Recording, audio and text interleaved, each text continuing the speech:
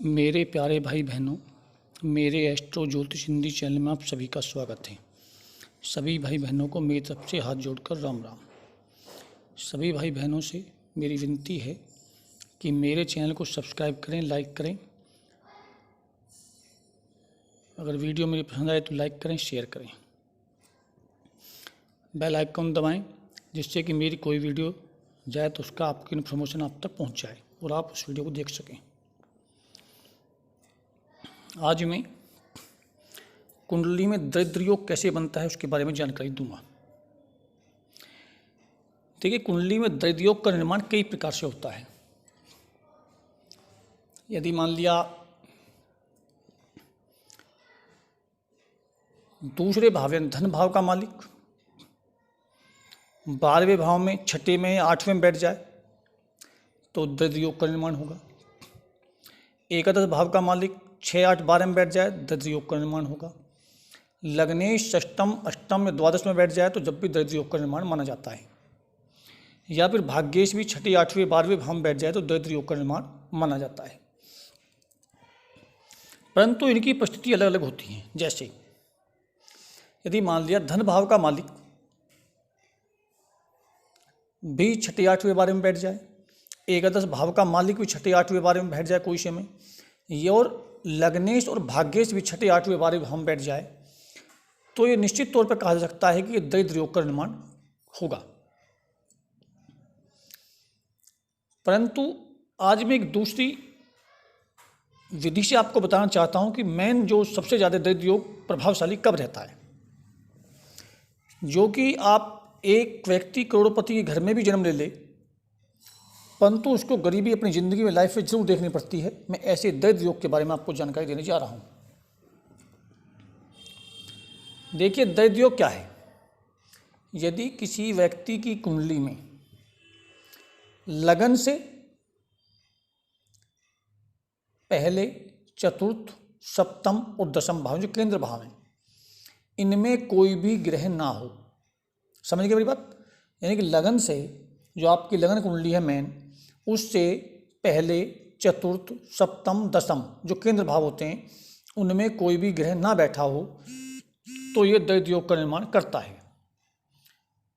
और इसको प्रभावशाली अधिक बनाने के लिए चंद्र कुंडली से, मैंने आपको लगन से बताया, इसी प्रकार से चंद्र कुंडली से भी प्रथम, चतुर्थ, सप्तम, दशम यानी कि इन केंद्र में कोई भी ग्रह ना बैठा हो तो ये दरिद्र योग का निर्माण बहुत प्रभावशील हो जाता है। ऐसा व्यक्ति किसी भी करोड़पति के घर में जन्म क्यों न ले ले, परंतु उसको किसी न किसी समय में ऐसी गरीबी देखनी पड़ती है कि यानी कि वो करोड़पति से करोड़पति बनने में उसे देर नहीं लगती। ये मेरा अनुभव मैंने बहुत कुंडलियों में पाया है और जो कि सटीक पाया गया है। तो इसलिए ये दरिद्र योग का निर्माण जो मैं बता रहा हूँ, इस सबसे अधिक प्रभावशाली माना जाता है। आप भी देखिए, अगर आप जानते हैं कुंडली के बारे में, आप इस कुंडली के योग को लगाकर देखिए। आपके रिश्तेदार हैं, आप हैं, आपके मिलने वाले हैं, किसी कुंडली पर लगाकर देखिए। जो मैं कह रहा हूँ, ये अनुभव में जो मेरे आया है, ये दरिद्र योग का निर्माण सबसे प्रभावशाली माना जाता है। क्योंकि केंद्र जो भाव होते हैं वो आदमी की शक्ति होती है और वो शक्ति का संचार जो होता है केंद्र भाव से होता है।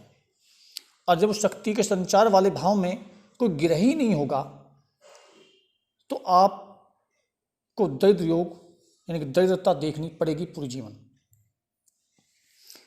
क्योंकि किसी चीज़ का संचार जब होता है, मान लीजिए जैसे आय है आपकी, धन है, काम है, या सुख है, या व्यापार है, या को आप खुद हैं, जो उस भाव में कोई ग्रह ही नहीं है, शक्ति नहीं कोई बैठी, संचार ही नहीं कर रहा किसी ग्रह का, तो आप कैसे कामयाब हो सकते हैं।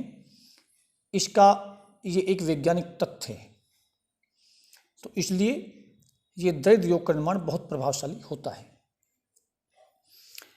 अब जो लेख लिखे होते हैं, क्योंकि जब बच्चा पैदा होता है तो वो कह के तो आता नहीं कि भाई मेरे में दरिद्र योग का निर्माण हो।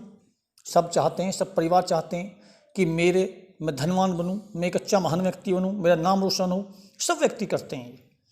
परंतु जो प्रारब्ध हमारा है, जो पिछला प्रारब्ध है, हमने उसमें कैसे कर्म किए, उस कर्म के अनुसार ही हमें गर्भ धारण करना पड़ता है। अगर हमारे प्रारब्ध में अच्छे कर्म होंगे तो हमारी कुंडली में भी इस चीज़ के अच्छे योग बनकर आएंगे। तो कुंडली क्या है? कुंडली एक आईना है। कुंडली एक आईना है जो हमारे पिछले कर्मों को बताता है कि इसने आदमी ने पिछले जन्म में ऐसे कर्म किए हैं। तो ऋषि मुनियों ने, हमारों ने इसको एक आईने के रूप में ज्योतिष को प्रकट किया है कि यानी कि आपको आईना नजर आ जाए। जैसे मान लिया आपका दर्पण है, अब दर्पण के सामने जब आप खड़े होते हैं तो आप देखते हैं कि हमारे मुंह पर कोई दिक्कत तो नहीं हो रही, हमारे मान लिया कोई बाल बिखर तो नहीं रहे, या मान लिया हमारी दाढ़ी सही है, हमारे दांत वाँत सही हैं, हमारी नाक आँख सही हैं, देखते हो। और अगर तुम्हें कहीं दिक्कत दिखाई देती है नाक आँख में, तो उसमें क्या होता है कि दर्पण तुम्हें बताता है कि इसको दूर करने के लिए ये उपाय करना है। इसी प्रकार से हमारा प्रारब्ध ये बताता है कि दरिद्रता क्या है। तो इसलिए ये दरिद्रता का योग निर्माण बहुत प्रभावशाली होता है, जो मैंने आपको बताया है। क्योंकि प्रारब्ध के अधीन है, बिना प्रारब्ध के कुछ नहीं होता। तो इसलिए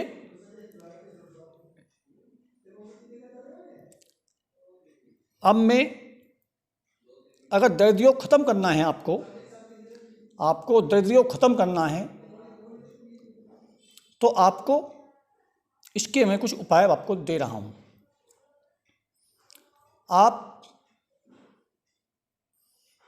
ईश्वर के सामने क्षमा याचना करें कि हे ईश्वर, जिसको भी आप मानते हैं, यदि मेरे से कोई कर्मों में गलती हुई हो, मेरे से कोई घोर पाप हुए हैं, अनजाने जाने में मुझसे कोई पाप हुए हैं, मैंने किसी का दिल दुखाया हो, मैंने किसी की आत्मा को दुखाया हो, मैंने किसी के ऊपर पाप किया हो, मैंने किसी को सताया हो, ये सब सारी संख्या बोलकर कि जो भी मैंने अनजाने में और जाने में जितने भी मैंने अपराध किए हैं, उन अपराधों के लिए आप नतमस्तक होकर ईश्वर के सामने क्षमा याचना करें।